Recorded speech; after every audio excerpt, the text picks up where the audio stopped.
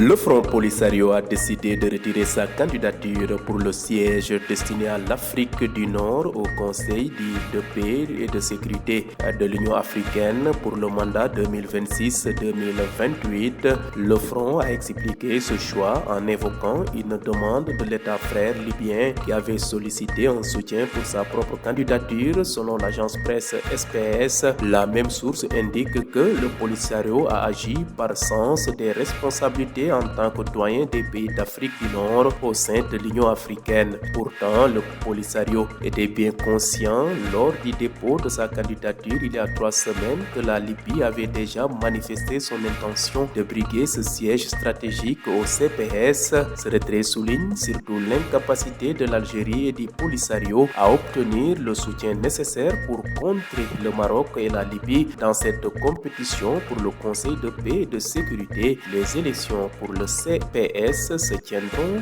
les 11 et 12 février en marge de la réunion ordinaire des ministres des Affaires étrangères de l'Union africaine.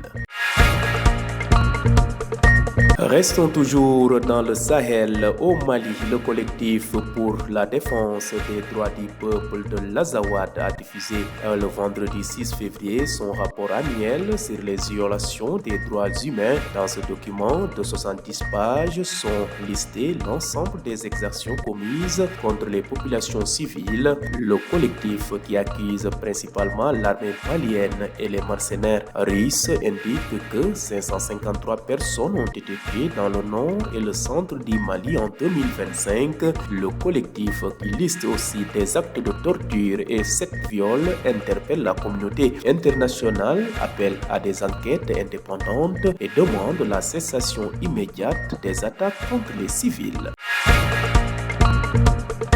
Bouclons ce rapide survol de l'actualité internationale dans la région des Grands Lacs, alors que l'Est de la République démocratique du Congo cherche un souffle de stabilité. Un émissaire clé de l'ONU arrive ce lundi à Kinshasa. Jean-Pierre Lacroix, secrétaire général adjoint aux opérations de paix, lance une visite de 3 jours. Il veut évaluer le cessez-le-feu et préciser le rôle actuel de la mission onusienne. Selon l'ONU, son agenda s'annonce dense. D'abord, il rencontre les autorités nationales et provinciales. Ensuite, il échange avec des acteurs politiques, des représentants de la société civile et des responsables religieux. Ces discussions portent sur la sécurité et sur l'évolution de la trêve dans une région marquée par des conflits répétés. Front Polisario daal dina wax ne daal dinay daal di retirer candidature am ci li jëm ci wàllub siège bi nga xam ne dañ koo jagleloon Afrique du Nord ci Conseil de paix et de sécurité bu Union africaine ci mandat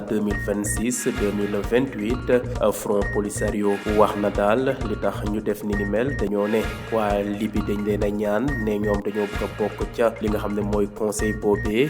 ba tax na nag waa Front Polisario wax ne daal dinañu soutenir candidature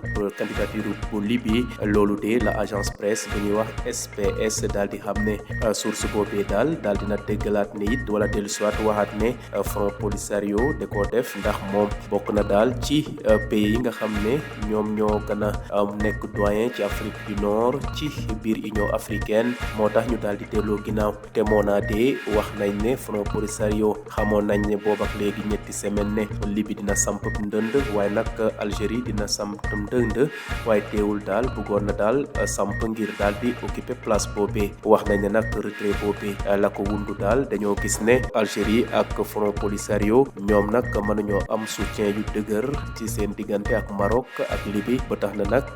ni mel ñu daal di dellu ginnaaw. ñu fàttali nag élection yi jëm ci wàllu conseil de sécurité ci UA dinañ am fukki fan ak benn jàpp fukki fan ak ñaar ci weeru février ginnaaw bu ministère des affaires étrangères bu Union africaine daal di daje ngir amal vote boobu. des ba léegi ci fi nga xam ne mooy goxub Sahel googee ca Mali, collectif bi nga xam ne mooy collectif bu ñuy wax collectif pour la défense des droits du peuple Azawad daal dinañu fësal ci arjuma ji weesu yemoon ak juróom benn fan ci weeru février ab rapport annuel jëmale nag ci li jëm ci wàllu ak yelleefu doomu adama. Document boobee nga xam ne dañ koo fësal lu tolloog 70 pages la. wax nañ ne de la ca ëpp daal dafa dem ci wàllu ñaawteef te ñu jëmale ko ci population civile ba. Collectif bi dafa jiiñ armée malienne malienne ak waa mercenaires russes yooyee ne lu tolloog 553 personnes jot nañ leen faat ca bëj ganaaru Mali ak bëj digub réew ma ci atum 2025 collectif bi nag wax na ne de li jëm ci wàllub toroxal doomu aadama ak li jëm ci wàllub viol jot nañ ko ca nemmeeku ba tax na nag ñu ngay sàkku waa communauté internationale ñu amal ay enquête te kenn du ca dugal loxoom waaye nag ñu wax ci anam nu mu gën a gaawee soldaarub Mali ak mercenaires russes yooyee ñu bàyyi daal def civil yi ca bëj ganaarub Mali ak fi nga xam ne mooy bëj digub réew ma. jeexale xibaaru bitim réew yi ca fa nga xam ne mooy région des Grands Lacs ñu gis ne de penkub république démocratique bu Congo ñoom de ñu ngay def seen kéemtalaay kattan ba li jëm ci wàllu stabilité daal di fa am ba tax na nag organisation des nations unies wax nañ ne dinañu yebal ab ndaw wala yebal nañ ndaw sax ci bésub altine gi ca Kinshasa mu ngay wuyoo ci turu Jean-Pierre Lacroix mooy secrétaire général adjoint yi jëm ci wàllu opération de paix dina amal visite ñetti fan ca réew moomee dina nag xool li jëm ci wàllu cessez-le-feu bi nga xam ne ñu ngi ko doon samp